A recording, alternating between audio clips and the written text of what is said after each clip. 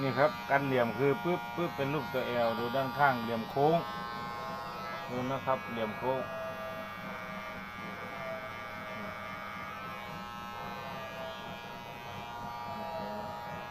นี่เหลี่ยมโค้งนะครับ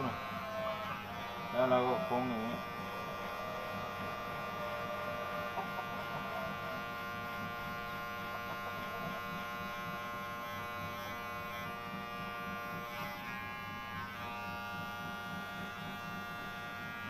นี่ครับเหลี่ยมโค้งฝั่งซ้ายฝั่งขวาทำให้มันได้ฉากทำเส้นทีนี้เขาจะทำเส้นข้างละ2 เส้น